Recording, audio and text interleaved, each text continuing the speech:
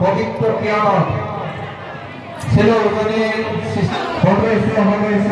আন্তৰিক অভিনন্দন জ্ঞাপন কৰেছে। অনাগত ভবিষ্যৎ দলেৰ শক্তিশালী কৰাৰ কাৰণে আমি মিলিত গণশক্তি প্ৰতিষ্ঠা দিৱস এই প্ৰতিষ্ঠা দিৱসটো কোনটো 2005 চনত প্ৰতিষ্ঠা কৰা হৈছিলে গোগামুখত। এই প্ৰতিষ্ঠা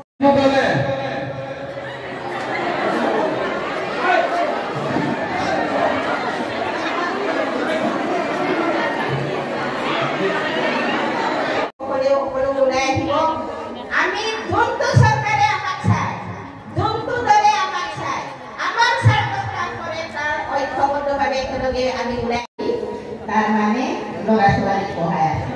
চাওক, তেখেতৰ জীৱন জীৱিকাৰ অৰ্থনৈতিক সবলীকৰণ দীপালী কুটুম, তারা কুটুম, দেবীলতা কংগ্রেস লোকদান কুটুমে হলো বালিনা আবুল আলী ওয়ার্ড শৈলদর কুটুম,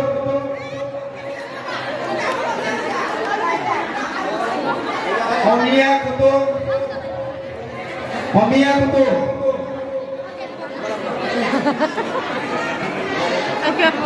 কমলাবতী পেগো পবিত্র কিয়ামত ছিল শিশিতমানে সম্মিলিত গণশক্তি 54 গ্রন্থমূলক সম্মিলিত গণশক্তি কংগ্রেস লোকটা যোগদান থাকতো মুলুক করবো শিলকের পবিত্র কিয়ামত আন্তরিক অভিনন্দন জ্ঞাপন করেছো। আপনার গণপ্রতিনিধিমূলক কাঙ্ক্ষানক সম্মিলিত গণশক্তি আর নারী শক্তি সম্মিলিত গণশক্তি জিন্দাবাদ, নারী শক্তি জিন্দাবাদ, নারী শক্তি জিন্দাবাদ, সম্মিলিত গণশক্তি জিন্দাবাদ, জিন্দাবাদ, জিন্দাবাদ। আচ্ছা, ये बहुत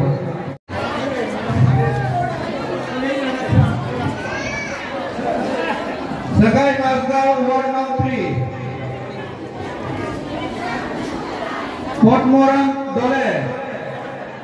পটমোরাম দলে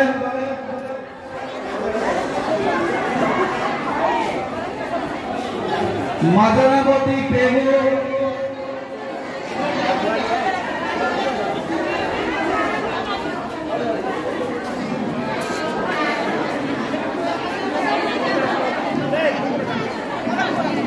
सगाई मासगांव सगाईलू পটমোরাম দলে 20 নৱেম্বৰ সন্মিলিত গণশক্তি অসমৰ প্ৰতিষ্ঠা দিৱস। আজি আমি এই কোলাজান জিপি আৰু উজনি জিপি একেলগে আমি প্ৰতিষ্ঠা দিৱস আমি অনুষ্ঠিত কৰিছোঁ। প্ৰায় ইয়াতে আমাৰ 600 মানুহৰ আমাৰ সন্মিলিত গণশক্তি অসমৰ দুয়োটা পঞ্চায়তৰ সদস্য যোগদান কৰিছে। ইয়াতে কংগ্ৰেছ দলৰ পৰাও আহি আমাৰ লগত 110 জন কৰ্মী আজি যোগদান কৰিছে আৰু আমি তেখেতসকলক আমি আদৰেৰে আমি সম্বৰ্ধনা জনাইছোঁ, সম্ভাষণ জনাইছোঁ আৰু আমি একেলগে আমি সন্মিলিত গণশক্তি অসম ভাৰতীয় জনতা পাৰ্টিৰ লগত একত্ৰিত হৈ মিত্ৰজোঁট হৈ আমি অঞ্চলৰ উন্নয়নৰ কাম কাজ, আমি ৰাইজক সেৱা কৰাৰ কাম কাজ, আমি যিকোনো আই মাতৃসকলৰ যি আঁচনি এই ভাৰত চৰকাৰে ঘোষণা কৰিছে সেই অভিলাষী আঁচনিবিলাককো আমি স্বচ্ছতাৰে অতি সুন্দৰকৈ কাম কাজ কৰাৰ কাৰণে তেখেতসকলক ৰাইজক আমি প্ৰতিশ্ৰুতি আমি দিছোঁ আৰু ইতিমধ্যে আমি এই অভিলাষী আঁচনিবিলাকত আই মাতৃসকলক আমি সুন্দৰকৈ আমি তেখেতসকলক সন্নিৱিষ্ট কৰাৰ কাৰণে তেখেতসকলৰ আজি আশ্বস্ত হৈ আমাৰ দলৰ কাৰ্যকৰ্তাৰ আকৰ্ষিত হৈ তেখেতসকলে আমাৰ লগত যোগদান কৰিছে আৰু আমিও আজি আনন্দিত হৈছোঁ আৰু বিভিন্ন উন্নয়নৰ কাম কাজ আমি আজি সন্মিলিত গণশক্তি অসমৰ আমি কাৰ্য আমি সূচী আমি পাঠ কৰি দিছোঁ ভৱিষ্যতে আমি কি কৰিব লাগিব আৰু গত ইলেকশ্যনবিলাকত কি কৰিব লাগিব আৰু আগৰে পৰা আমি কি কৰি আহিছোঁ। আমি প্ৰতিষ্ঠা দিনৰ আমি 3 মাহৰ পিছতে আমি ভুৱন পেগুক আমি আমাৰ সন্মিলিত গণশক্তি অসমৰ অন্যতম MLA এজন হিচাপে আমি জোনাই বিধানসভা সমষ্টিৰ পৰা আমি অভিলেখ আমি বহুত ভোটৰ ব্যৱধানত আমি তেখেতক জয়ী কৰাইছিলোঁ আৰু ভুৱন পেগু এতিয়াও আমাৰ MLA। আমি ভাৰতীয় জনতা পাৰ্টিৰ লগত একেলগে কাম কাজ কৰাৰ কাৰণে আজি তেখেতৰ এই অঞ্চলত বা জোনাই সমষ্টিত আমি অধিক শক্তিশালী হৈছোঁ বুলি আমি ধাৰণা কৰিছোঁ।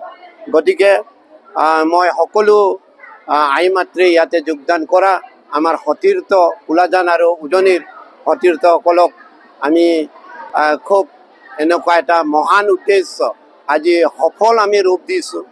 আমি অকল এয়াই নহয়, আমাৰ কাৰ্যকৰ্তাও বহুত আছে। অকল আমি প্ৰত্যেক